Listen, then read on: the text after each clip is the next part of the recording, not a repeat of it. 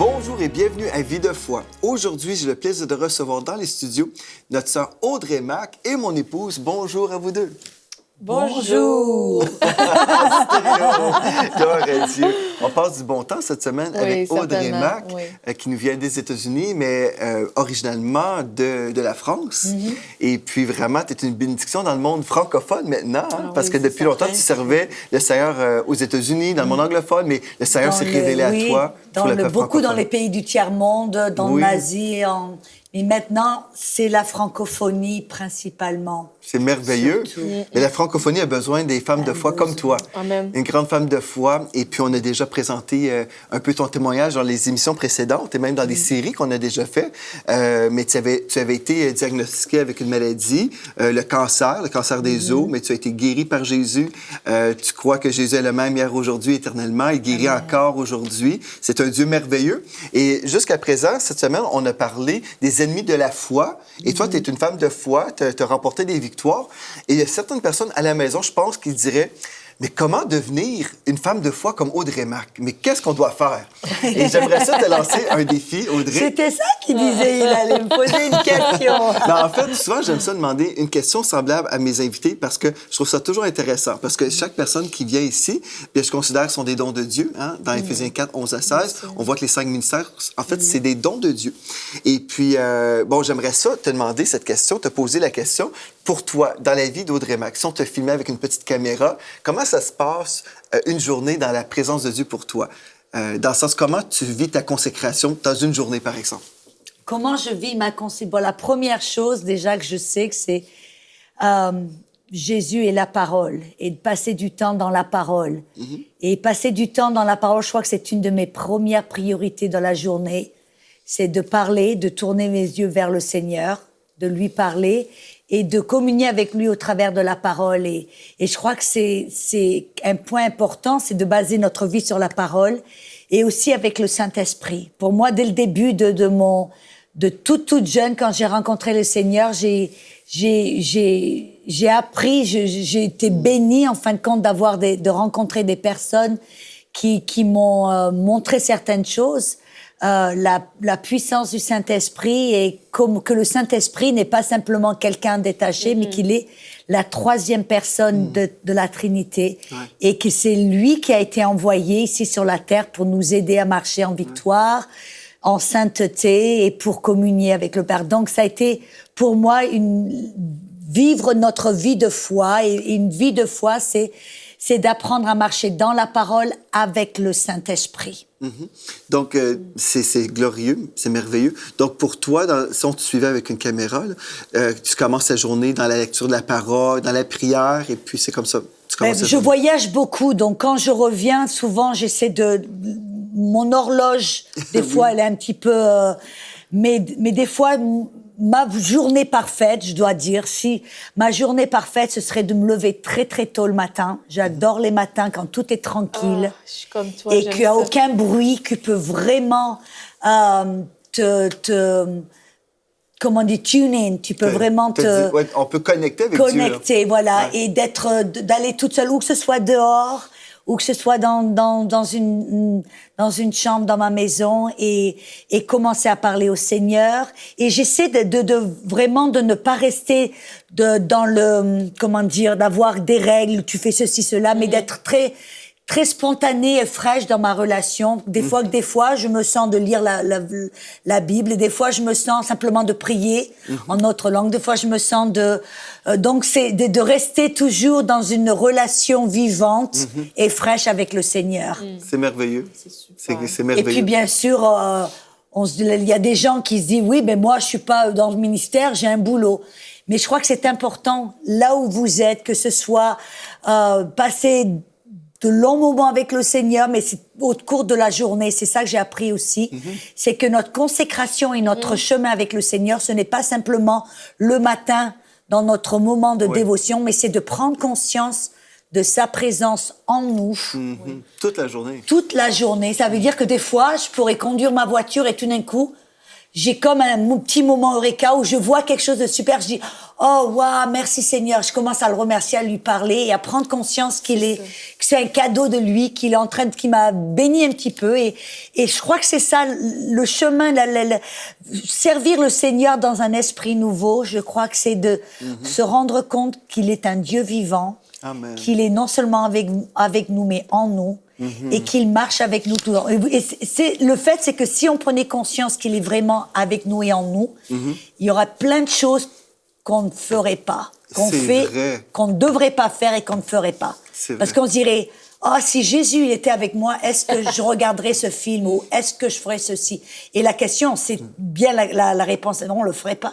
Mais c'est bien mieux, non. Jésus, il n'est pas avec nous, il est en nous. C'est ça, on est conscient que Jésus est toujours avec nous, le Saint-Esprit est toujours avec nous. C'est ça, qu'on n'est jamais déconnecté. C'est ça. Faut jamais se déconnecter, c'est la clé. C'est ça. Juste si on est au resto et si on est conscient que Jésus est avec nous, on va bien parler à la serveuse, n'est-ce pas? Exactement. Juste la vie chrétienne, hein, c'est ça. Mais gloire à Dieu, c'est intéressant. Je suis certain les gens à la maison aiment ça, savoir un peu comment ça se passe pour toi parce que tu es une inspiration pour plusieurs. On veut devenir des personnes de foi, des personnes puissantes dans le Saint-Esprit. Donc, c'est intéressant de voir comment toi tu vis ça pour que ça soit pratique pour les gens à la maison. Moi, j'aime bien même Smith Wigglesworth, il a dit la même chose quand ils lui ont demandé quel secret de ta puissance. Il a dit, je prends conscience que celui qui est en moi est plus grand que celui qui est dans le monde. Et ils lui ont demandé combien d'heures tu pries. Il a dit, non pas plus de 15 minutes. Ils étaient surpris, ils s'imaginaient ça. Il dit, mais je passe pas 15 minutes sans prier. Parce que pour lui, parler, prendre conscience de Dieu, c'était une prière. Ouais, c'est ça. Et donc, c'est ça, c'est pas le côté religieux des fois où les gens s'imaginent, pasteur Jean ou pasteur Joël, ils prient 6 heures par jour, ils ont des concepts que des gens qui sont là derrière le pupitre. Mais le fait, c'est que notre vie de prière et notre vie, c'est qu'on vit avec toute la journée en prenant conscience qu'il est. Et tout ce qu'on fait, on le... Amen. Gloire à Dieu. Gloire à Dieu. Donc, c'est super stimulant. Et maintenant, si on veut revenir au sujet vraiment de l'heure, en fait, une continuité, en parlant de la foi et en parlant justement des ennemis de la foi, une autre révélation que Dieu t'a donnée concerne l'offense, que l'offense, en fait, fait partie d'un ennemi. Et il y a quelque chose, si je peux me permettre, pasteur Joël, c'est que parler de notre vie de foi, il y a quelque chose qui m'est revenu quand on parle même de consécration ou comment il y a une chose, c'est pas seulement se nourrir de la foi, mais c'est de se protéger de l'incrédulité. Oui. Et moi, dans ma vie personnelle, une décision, un choix que j'ai pris, c'est de me protéger autant que je le peux de l'incrédulité, des choses que je regarde, des choses que j'écoute, parce que ce n'est pas simplement nourrir notre foi et nourrir de la parole, mais c'est de se protéger de l'incrédulité. Et on voit, enfin, on a parlé de la peur, d'être dominé par les 5 sens. Et aujourd'hui, on va parler de l'offense. Mais comment est-ce qu'on peut se débarrasser? La première chose, c'est en protégeant, comme tu disais, Mathilde, notre cœur de toute l'incrédulité. Et on est bombardé autour de l'incrédulité, de la mort, de la violence, de l'immoralité, de la maladie, de la mort complètement. Et c'est ça, en fin de compte, c'est même aussi important de se protéger de l'incrédulité que de se nourrir de la foi. C'est vrai. De la parole. Parce que si on est plein d'incrédulité, ça va nullifier notre foi. C'est ça. Donc, notre entourage aussi est super important. On vit dans un monde opposé au royaume de Dieu. C'est ça. Donc, on est constamment contre-courant. Donc, il faut toujours se rappeler qui on est. Il faut toujours avoir la parole devant nos yeux pour justement être équipé. Et l'offense, le sujet d'aujourd'hui, c'est vraiment quelque chose qui vient contrecarrer la foi et qui amène les chrétiens dans une défaite. Et souvent, les gens ne réalisent pas qu'ils sont dans l'offense. Oui, ouais, c'est ça. C'est dans Marc 4, 17. Ce qu'on a parlé, il parle du semeur. C'est la parabole du semeur. Donc, pour semer la parole, et on sait que la parole, la foi vient de ce qu'on entend, ce qu'on entend de la parole. Donc, la parole, en guillemets, c'est la foi. Parce que c'est la parole amène la foi. Et dans la parabole du semeur, il dit quand les tribulations ou la persécution survient à cause de la parole, déjà, on voit que les tribulations ne viennent pas de Dieu. Non. c'est pas Dieu qui envoie les tribulations, les persécutions, c'est le diable. Pourquoi? Pour voler la parole, parce qu'il veut voler et détruire notre foi. Il dit, et quand ça vient, à cause de la parole, ils sont aussitôt scandalisés. Et la parole scandalisée, là, c'est une parole grecque qui est scandalon. Ouais. Et pourquoi est-ce que Jésus a utilisé ce terme scandalisé ou scandalon? Et scandalisé, pour nous, ça veut pas dire trop grand-chose, mais dans le grec, ça veut dire offensé. Ouais. Être scandalisé, c'est être offensé, blessé, meurtri, quelqu'un qui nous a fait quelque chose. C'est pris dans les griffes de l'offense. En fait, on a fait une série avec le pasteur Donato Anzalone. Si vous voulez étudier le sujet à fond, si vous êtes une personne offensée, gloire à Dieu, cette émission va vous aider. Mais toute une série aussi. Oui, allez sur plus en Enseigne-moi. profondeur. Ouais, allez sur enseigne-moi.com et vous retrouverez avec le pasteur Donato Anzalone les griffes de l'offense. C'est comme tu viens de dire. Sur Vie de foi. Oui, sur Vie de foi, l'émission Vie de foi, évidemment. Mais là, la parole scandalon, ce qui est intéressant, et c'est les griffes, moi j'appelle ça le piège de l'offense. Oui, oui, absolument. Parce que la parole scandalon, c'est en fin de compte, c'est un terme de trappeur. Ouais. C'est-à-dire que c'était des trappeurs pour attraper des singes dans la jungle. Ils construisaient des cages en bambou et à l'intérieur, il y avait comme un petit bâton qui était attaché à la cage et ils mettaient des bananes sur ce bâton et les singes qui étaient malins n'allaient pas... Et le trappeur mettait la cage avec la banane attachée au bâton et il allait se cacher. Et plus tard, le singe qui sentait la banane s'approchait.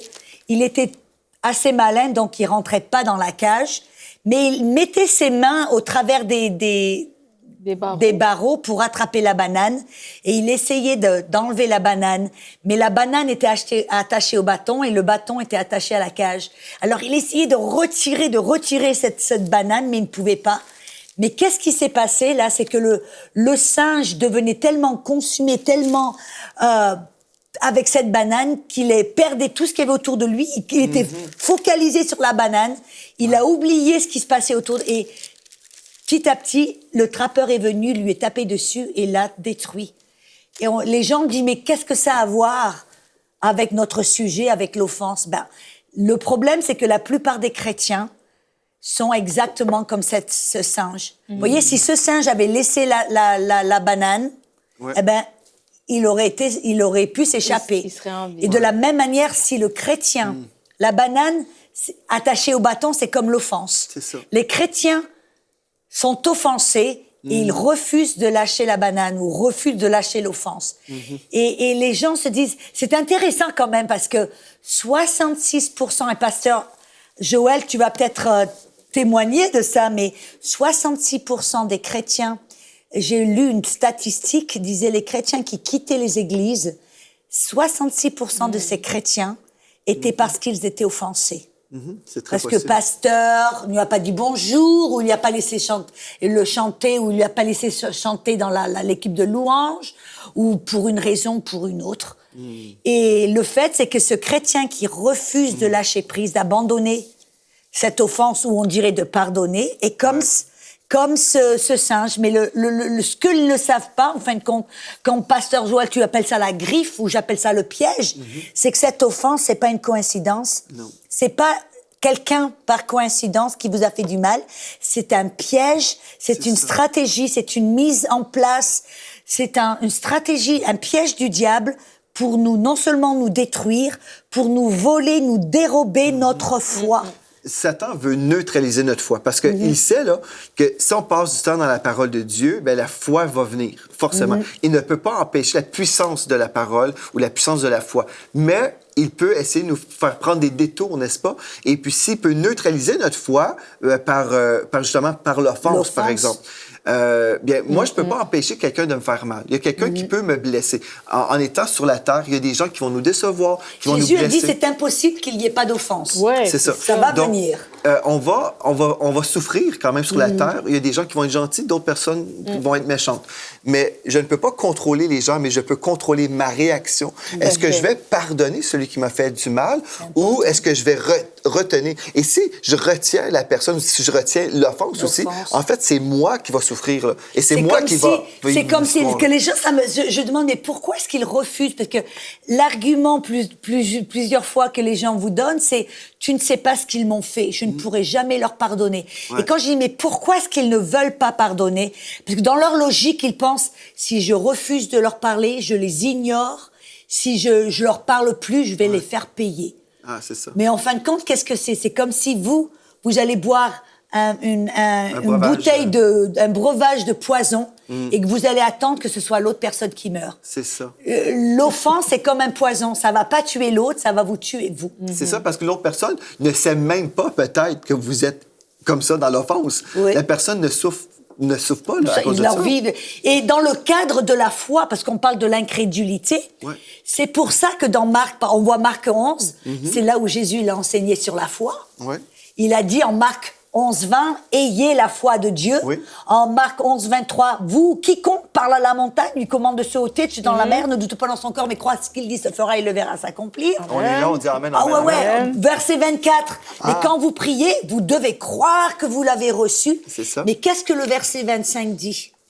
Et Si lorsque vous êtes avez debout, quoi Et que lorsque ce vous soit êtes- contre quiconque, Pardonnez. pardonnez. Pourquoi?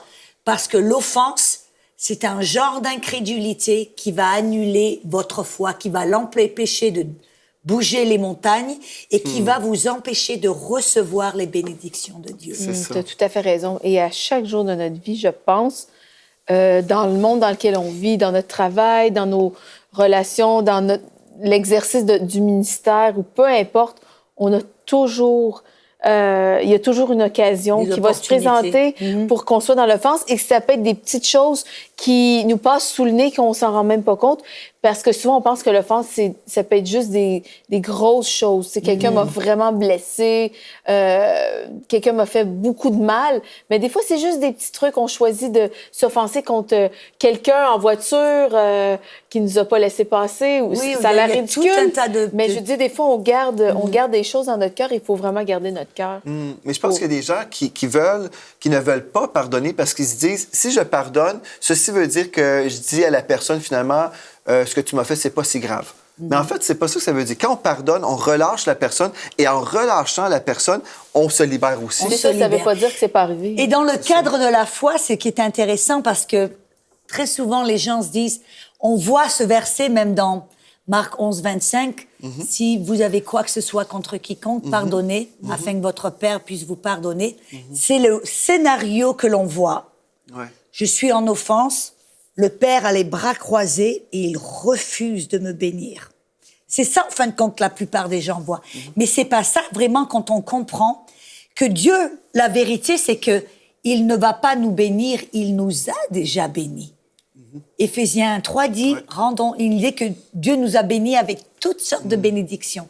Donc, en Jésus-Christ, nous avons déjà toutes les bénédictions et l'héritage. Mais c'est 1 Jean 3, 21 qui dit, si ton cœur ne te condamne pas, tu as assurance vers Dieu. Et quoi que tu demandes, tu le reçois.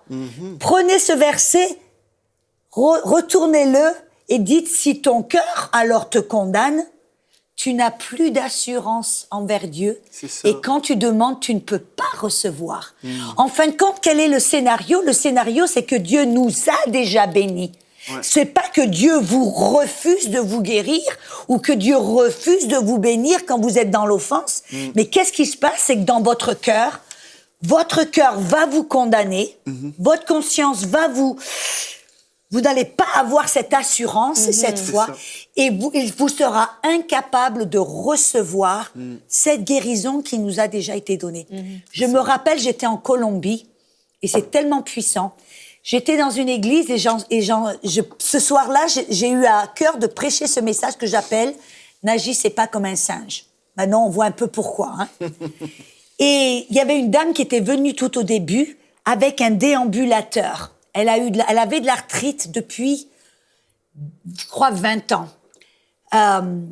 Et elle avait de l'arthrite, tous ses doigts étaient recroquevillés, elle était dans la douleur. Chaque pas, on voyait qu'elle était dans la douleur. Elle s'est assise et au cours j'ai enseigné ce message dans l'église et au milieu du message, elle s'est aperçue, en fin de compte, que quand elle était toute jeune, elle était mariée avec des enfants de bas âge et son mari, en fin de compte, était parti avec une autre femme, l'avait trompée et l'avait quittée avec ses 2 petits-enfants en bas âge pour aller avec cette femme, cette maîtresse.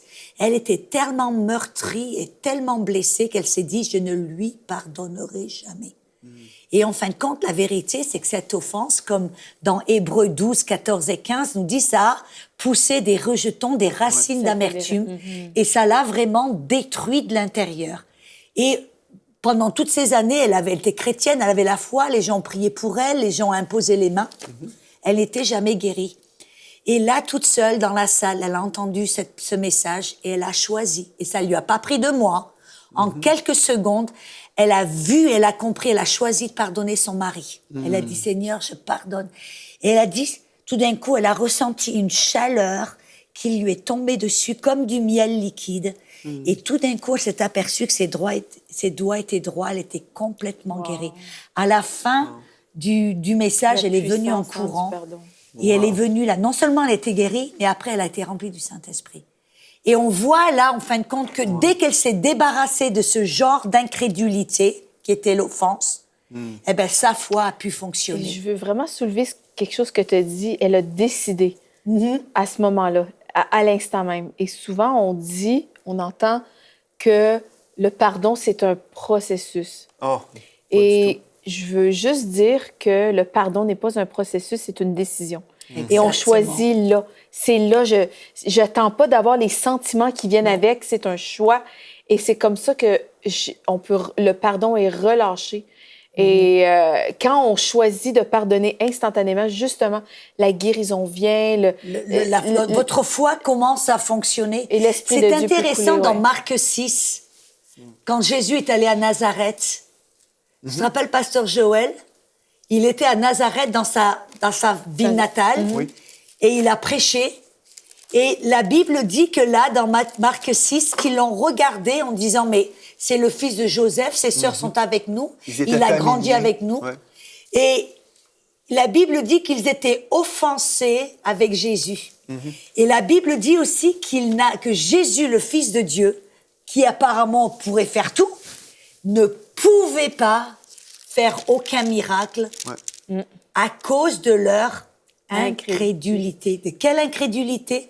Ils étaient offensés. Ils ont jugé Jésus. Ils ont jugé Jésus. Ils ont été offensés avec Jésus parce qu'il a dit, je suis loin, je suis celui qui est loin et qui a l'onction. Ouais. Il a prêché Luc 4, 18. L'onction du Seigneur est sur moi, il m'a oint pour prêcher l'évangile aux pauvres, pour ouvrir les yeux des aveugles. Ils l'ont regardé, on dit, mais pour qui il se prend celui-là? C'est ça. Il était offensé et là, Jésus-Christ n'a pas pu. Ça dit pas qu'il ne voulait pas. C'est ça. Ça dit qu'il ne pouvait pas. Pourquoi? Parce que cette incrédulité de l'offense, c'était une entrave, ça a annulé la foi. Wow. C'est spécial ici parce qu'eux, en fait, ils étaient vraiment familiers avec lui. Hein? Oui. C'est comme, et même au-delà, dans le mépris. Ah, qui es-tu, là? Et puis, je crois que plusieurs chrétiens dans nos églises sont dans l'attente. Ils attendent que Dieu fasse quelque chose. Mais en fait, Jésus a déjà tout accompli. C'est dans leurs mains. Jésus ne reviendra pas une seconde fois mourir sur la croix pour nous guérir ou nous délivrer. Tout est accompli en Christ. Et si on ne voit pas la manifestation, on devrait, au lieu de dire, mais Seigneur, pourquoi? Des fois, juste commencer à prier et demander, Seigneur, sonde mon cœur, révèle-moi s'il y a des choses en moi qui bloquent. Parce que comme tu dis, il y en a, Mathilde, qui disent, ah ben là, avant de pardonner, c'est un processus, hein, je dois ressentir. Ça peut prendre des mois, il y en a qui disent, ça peut prendre 6 mois. La guérison peut être un processus, par exemple. Mais la décision est instantanée. Mais une fois qu'on a pardonné, après, notre guérison peut être progressive. On peut voir la guérison. Ça ne veut pas dire que c'est instantané. Parce que moi, je vois l'exemple, quand je me suis mariée, j'avais cette expectative de rentrer dans une famille, que j'allais enfin avoir une mère, un père, des frères, des cousines, bref. Et quand je suis rentrée dans ma belle famille, c'était pas du tout le cas. Ils ne m'acceptaient pas. Et non seulement ils ne m'acceptaient pas, mais ils se sont tous plus ou moins montés contre moi. Bref, c'était un peu dur. Et il y a eu pas mal de choses qui ont été faites, qui étaient vraiment des sujets. Et mon cœur était blessé, en fin de compte. Et dans mon cœur, je savais, je pardonne, mais je me rappelle. Mais il y avait toujours ce petit « dans le cœur. À chaque fois que j'entendais le nom de ma belle-mère ou qu'elle appelait au téléphone ou qu'on devait faire quelque chose en famille, il y avait toujours, même si dans mon cœur j'avais pris la décision, quelque part il y avait toujours. Et c'est là où le Saint-Esprit m'a dit, c'est bien, par la foi, tu as choisi de pardonner. Mais des fois, la foi sans les œuvres, en fin de compte. C'est-à-dire qu'il m'a montré, il m'a dit des fois, pour briser ce joug de l'offense, parce que des fois, c'est comme une prison. On se sent emprisonné dans cette offense. Pour briser ce joug, il faut des fois faire quelque chose. Jésus a dit, vous allez vaincre le mal par le bien. Ouais. Et moi, qu'est-ce que j'ai dû faire? J'ai dû faire des choses pour ma belle-mère, en fin de compte. Je vais pas en parler, mais des choses vraiment qui m'ont coûté pour vraiment me libérer. C'était pas pour elle que je le faisais, en fin de compte, même si au dehors, ça a été béni. Mais c'est quand je l'ai fait, il y a quelque chose qui s'est passé en moi, parce qu'il y a des gens là qui se disent, oui, moi j'ai pardonné, mais j'arrive pas à oublier. Eh bien, des fois, on est libre de cette offense, on va vaincre le mal par le bien. Et pour chacun d'entre nous, c'est différent. Je pense une des mais façons... Mais on doit demander au Saint-Esprit. Jésus nous a dit, bénissez vos ennemis, n'est-ce pas? Donc, je pense un endroit où on peut commencer, c'est dans la prière. Oui. Commencez à prier pour ces personnes qui vous ont fait du mal et bénissez-les. Dites pas, Seigneur, viens les chantiers. Non, mais il faut bénir et prier, Seigneur, bénis-les, remplis-les de ton esprit, donne-leur la provision. Et si vous commencez à prier pour vos ennemis, bien... Tôt ou tard, votre cœur va se radoucir. Oui. Non, mais c'est vrai, hein? Parce que des fois, on prend la décision qu'on pardonne, mais quelques temps après, on réentend peut-être le nom de la personne et puis on ressent d'autres sentiments, d'autres choses. On se dit, est-ce que j'ai vraiment pardonné? Mais comme tu dis, on peut vraiment donner un bon coup de pied au diable en faisant un geste pour bénir la personne. On peut vaincre le mal par le bien. Et c'est ça, en fait, j'adore le diable, on lui met un œil au beurre noir. Ah oui, c'est ça. Oui. Parce qu'il veut qu'on soit dans cette amertume. Il veut nous voler. Il veut nous voler nos bénédictions, nous voler notre témoignage. C'est ça aussi. Quand on est dans l'offense, on perd notre témoignage. C'est ça. Parce que Jésus a dit, ils sauront que vous êtes mes disciples par l'amour que vous avez l'un pour l'autre. C'est ça. Et on doit toujours vérifier notre niveau d'amour, hein, n'est-ce pas? Je crois que c'est Kenneth Hagin qui avait dit ça. J'ai vu une petite citation de lui qui disait... Quand son niveau de foi semblait comme produire moins de résultats, Dieu lui a dit, vérifie toujours ton niveau d'amour. Quand ton niveau de foi semble diminuer, vérifie, examine ton niveau d'amour. Parce que l'amour est opérante par la foi. Ou la foi est opérante par l'amour. Donc, si je ne marche pas dans l'amour, même si je crois, j'ai la foi, mais la foi ne pourra pas opérer ou fonctionner si je n'ai pas l'amour. Bon, donc, c'est super important. Quand j'ai vu cette citation, j'ai dit, oui, ça en dit long. Hein. Et ça, en fin de compte, l'amour, la foi opère par l'amour, mais la foi s'arrête d'opérer par le manque d'amour. Et c'est l'incrédulité, l'offense est un manque d'amour, est un genre d'incrédulité. C'est merveilleux. La Bible se confirme partout. Alléluia. Dieu a pensé à tout. Hein? Ah, Dieu est bon. Ben, merci beaucoup, Audrey, d'avoir été là. Mon plaisir. Gloire à Dieu. Donc, aujourd'hui, soyez libérés de l'offense au nom de Jésus. Et puis, tournez la page sur l'offense et puis avancez avec Jésus. Choisissez le pardon, choisissez l'amour et avancez de gloire en gloire. Merci aussi à mon épouse.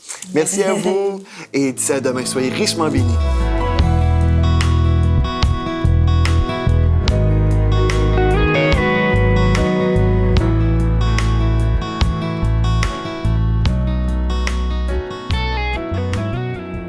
Cette émission est rendue possible grâce au précieux soutien des partenaires d'Enseigne-moi Canal International.